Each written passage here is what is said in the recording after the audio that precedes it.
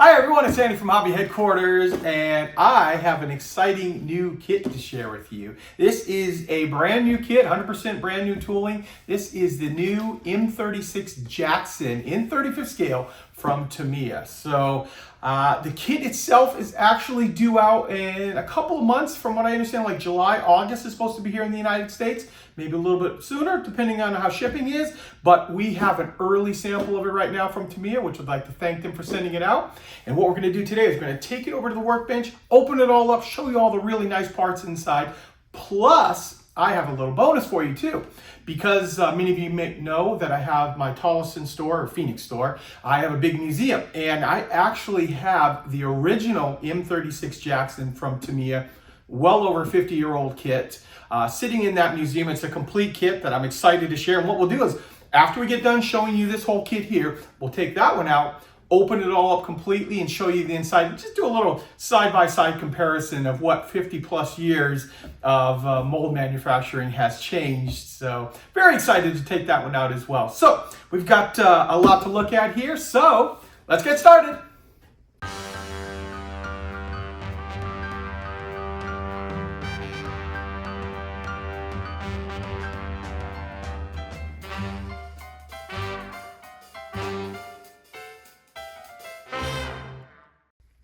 Here we are, guys. Here it is, the brand new Tamiya 35th scale M36 US tank destroyer. And I say it that way is because I'm just noticing for the first time here that the word Jackson is actually not on the cover art here, which is interesting, but maybe it says it inside or something, but we know it as a Jackson itself. And interesting thing about this, the M36, a little bit of a history. Obviously, it's a very late war vehicle, open top tank destroyer. Tank destroyers, of course, go away after World War II. The U.S. decides tank destroyers aren't needed anymore after that, and they're discontinued for production-wise. But this one right here has a little bit of a different history. So the original, or not the original, but the tank destroyer just before this was the M10 tank destroyer, which many of you are very familiar with. To me, actually creates a very beautiful 35th scale one. Well, the M10s that came out were a diesel engine, and the United States wanted to standardize more of their vehicles, so they came out with the M10A1. And the M10A1, very, very similar to the M10, but in that case, they had included a Ford V8 gasoline engine. And what they did was they started producing those, and I think they created a little over 300 or right around 300 of them, but they left them all stateside. None of them were shipped over to Europe. Maybe even the type of thing that they, parts or whatever wanted to do, they just left the M10s, the regular M10s over there. But as the war progressed and they wanted to include this 90mm gun on it, onto a bigger tank destroyer, they realized they had 300 of these or 300 plus of these chassis, and they decided to take the M10A1, so from here down, chassis, and add this new turret with the 90mm gun on it, much more powerful gun than the 3-inch gun that was on the M10, and ship those over into combat. And of course, they would produce more of them as well. I think almost 1,300 total regular M36s went into combat. And that is what you have right here. So you have a very similar M10 chassis with a gasoline engine inside of this with this new upgraded 90mm turret. So just a little tiny bit of history on that. I got to learn a lot about that when I was producing my M10 kit in 16 scale. So get to learn a little bit about that stuff. So quickly, let you see the side of the box right here. They're all going to be like 1945 versions of this vehicle because, like I said, it's very late. Saw just the tail end of the war. We've got a 1945 one there, and then we've got a January 45 winterized version there, and also to me it includes a figure inside as well. Okay, now having seen the box, let's take a look at the parts inside. Okay, let's jump right in with the very first sprue, the one that was least on top of it. This is the actual B sprue here, and in here we have our upper part of the hull here. Let you zoom in there and see the welds. And I should also point out something on this too. So all of these little weird things sticking out on the side here. If you notice on the box art, they have some bolts on it, which you will apply inside there. And that was all added from the original M10 to create like an extra standoff armor or add other things onto it. Never got used. They would bolt on other things like equipment on there. But the extra armor that they intended for all these bolts was actually never used. So keep that in mind too when you're looking at these earlier M36s. I believe the later B2 ones deleted all that completely. Here we have our inside ammunition racks, storage, and that is because you can see all this stuff because it is the open top. And here we have our lower hull, the bottom of the hull, I should say. You have the whole thing, not the whole thing. We've got our sponsons right here, top of the sponsons, and then all of these little parts here.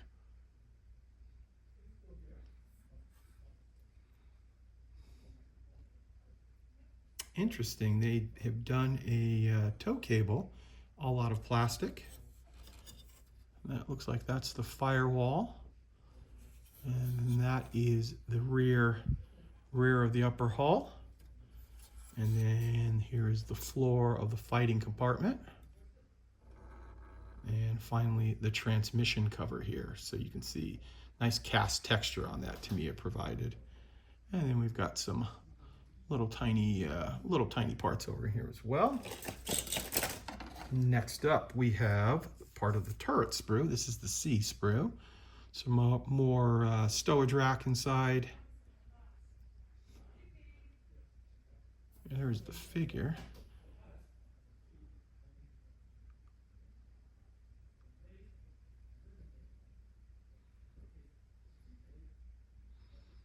Comes with a little grease gun. There is the breech of the gun. And then there's the 90mm barrel that it's inside there. And of course, there's the tip. So that one's done sideways there. That way you can put it on and not have to worry about drilling out the barrel.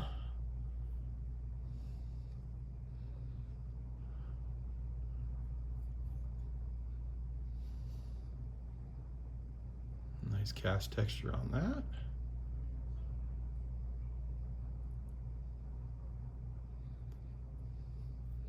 And then the actual turret itself, and then you can see the diamond plate on the bottom of the turret basket. There we go. There is our B sprue. Now here is a piece that is molded separately. It's in its own separate bag. This has got very nice texturing on it. This is the back of the turret. I believe it's got a counterweight inside there. There we go. Now, this must be the A sprue. Nope, this is D sprue. So this is the lower part of the hull.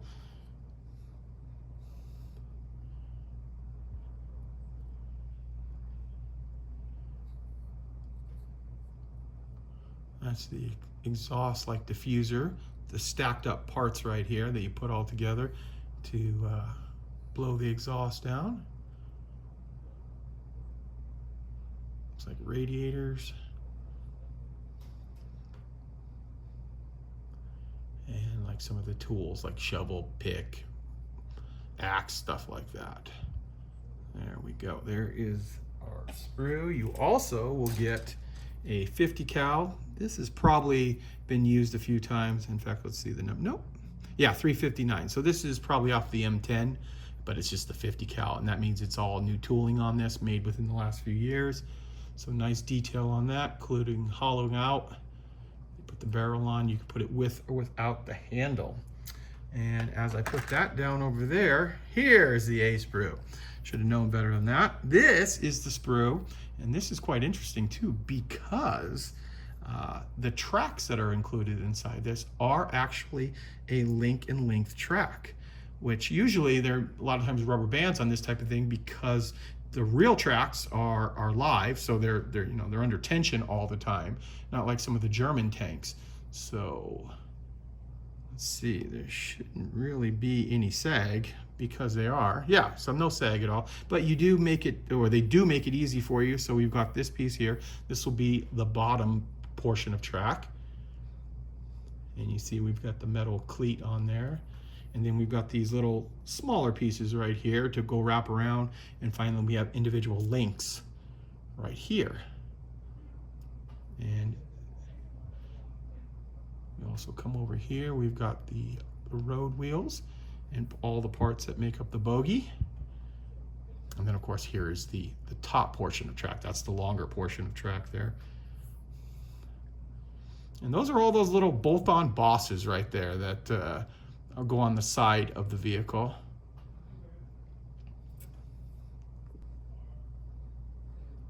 Looks like they give you some tarps. These are for all the fuel caps right there, quite a few of those, because this particular sprue right here, you're obviously going to get two of them because you need tracks, bogies, and road wheels for both sides. Here is your light guard covers and your periscope covers. Just like that. And this is the little thing. This has got those little bosses already built into it. So this is one of the racks that they would bolt onto the side. When they didn't use the extra armor, they bolted that on. And then over here, looking at the different pieces, we've got a couple of 90mm shells and a couple of 90mm empties there as well. Okay, so there is your two sprues that make up the A sprue, so your lower stuff. You will get inside some polycaps, and that is to make the wheel spin. And then of course we have a little bag here with the clear parts for like the vision ports, and also looks like there's some goggles right there too, and the light covers right there. So that is your clear parts. Okay, now we're going to look at all the paper goods that come inside here. Okay, the first thing we have here is the background information that Tamiya includes, and of course it is in multiple languages, and it also has the color callouts for the vehicle itself. So we've got the two, like you saw in the box. We've got one done all in olive drab, and then another one done in olive drab with the whitewash on top of it. And also you can see inside here, the inside of this vehicle on both of these is painted olive drab, and that is because, you know, a lot of American tanks are white inside if it's a true tank, but because this is a tank destroyer and open from above, it'd be no use to camouflage it all olive drab and then put a bright white interior. Now, I guess it would probably make sense on this one right here, but for the most part, you would have seen from the air a white interior right there. So if it's open top, anything that can be seen from the air is done in the olive drab as well. And of course there is a history in multiple languages. We do have English. This is French right here. I did see English earlier though. Yeah, and here we've got some English as well too. So a breakdown on the M36 tank destroyer, and then a little breakdown on some pictures, things like that. And then next up we have, actually before we do that, we can show our decals. Just a couple of stars and a couple of markings inside there. Not a heck of a lot worth to even open up on that, but because there wasn't a lot of markings on these to begin with. So what I'm going to do now is I'm going to show you the instructions, because the instructions will give you an idea how the kit will go together. Now, this is a Tamiya kit, so it's going to go together easily and quickly and have some very nice engineering involved, but still, I know many of you guys appreciate taking a look at how the instructions are on this. So what I will do is I will be quiet for a few minutes, and I'll just sit here and turn the pages and let you see how it is. And of course, if you want to see anything longer, go ahead and hit pause on whatever you are watching this on.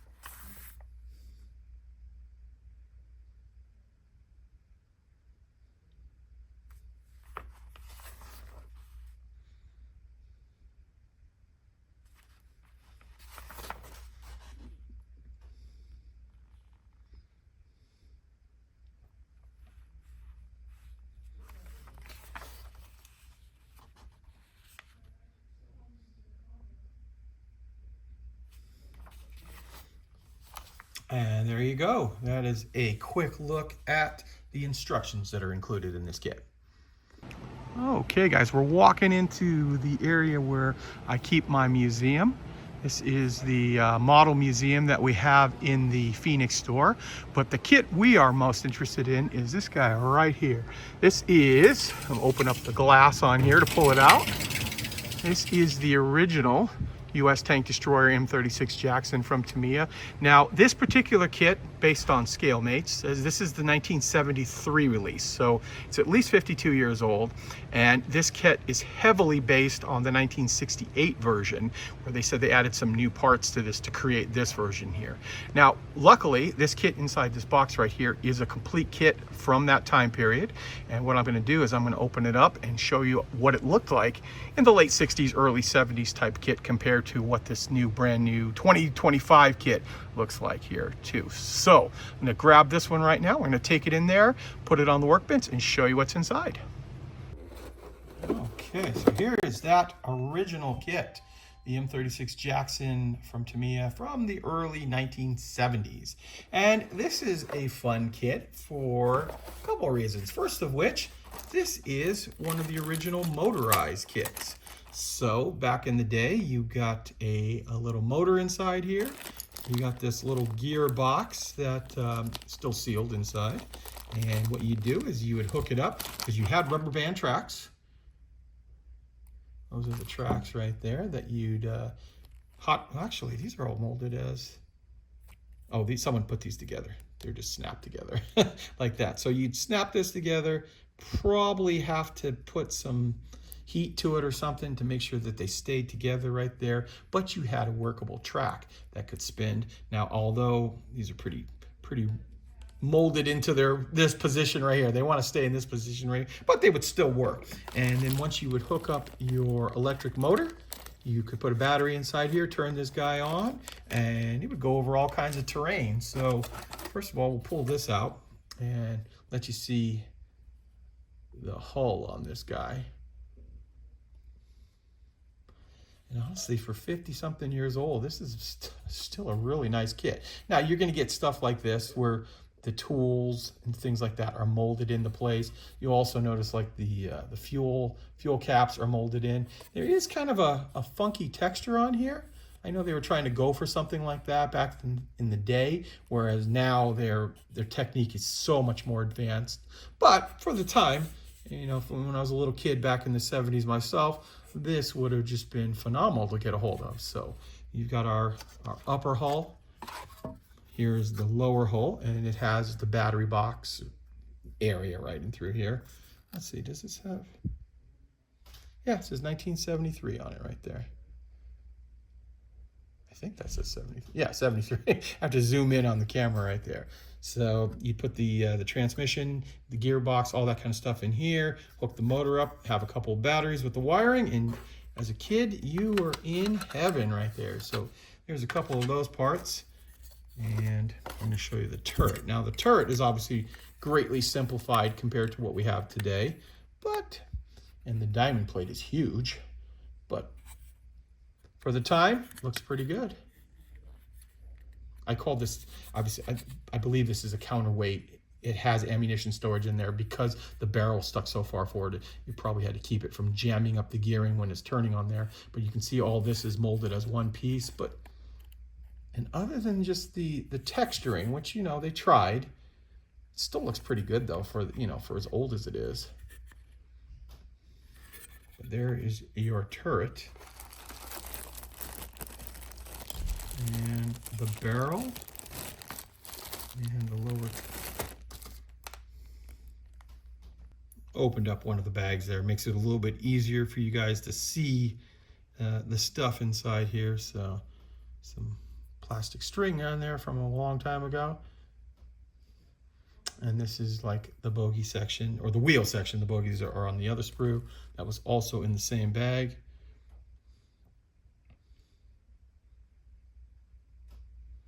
And all you really basically needed was these wheels to turn, which you can see they're all hollowed out right there because it was a motorized kit. So obviously greatly simplified from what we have today, but still good for the time.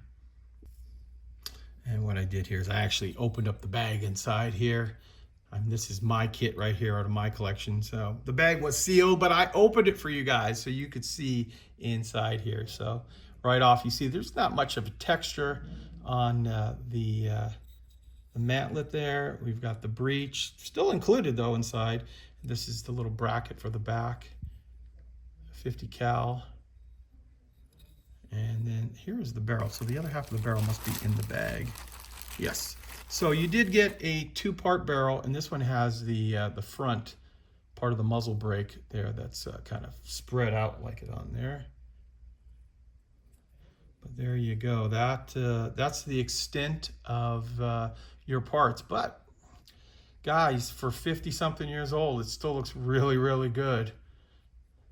Very cool looking kit. Okay, and one other quick thing, and this is one of the cooler parts of the whole thing, are the catalog. And if you grew up in the 70s and 80s like I did, and you collected Tamiya, this is a very early copy of it, a sample of it, but you always wanted to get a hold of the Tamiya catalog that was included inside. And this, of course, represents some of their early kits. They were all built up and painted, and they give you a breakdown of some of the other kits that were out on the market. And this is a very, very early catalog, so a very, very small amount of parts. Even had some of their 100 scale stuff in there, and then their 700 scale ships and some of the motorcycles and airplanes included inside there. But this is, like I said, is a very early catalog. This is when MRC imported Tamiya into the United States. So I was very lucky to have that inside of the kit. Well, there you go, guys. There is a look at this beautiful new Tamiya kit. Now, like I said earlier in the video, we expect these sometime either in July to early August. We're not quite sure 100% of the actual arrival date, but it is fairly soon. And we do have them up on our website right now, andyshhq.com, for pre-order. Then if you want to take advantage of that special price, we have them on there. You can go ahead and pre-order it and be guaranteed to get one when they finally do show up. So there you go, guys. I want to take this opportunity to thank you as always for watching, and please stay tuned because I have many more videos coming. And if you're in the Phoenix area, make sure you come and visit the brand new Andy's Hobby Headquarters Superstore. We're full up with aisles and aisles of new and exciting products, a fully stocked tool section, and racks of paints from the most popular brands. In addition to our huge selection of armor, aircraft, ships, and car models, we also have an expanded area of anime, Gundam, science fiction as well. One of the coolest parts of our new location is the Model Museum, where we have hundreds of kits on display going all the way back to the 1930s. We have a huge modeling area as well, where you can come on down and build with your fellow modelers, or we'll also be holding club meetings and special modeling classes. So come on down to the Andy's Hobby Headquarters Superstore in TOLLESON, Arizona. We're easily accessible off the I-10 freeway at 2150 South 91st Avenue, Suite 105. Keep an eye out for the Andy's Hobby Headquarters signs on the outside of the building.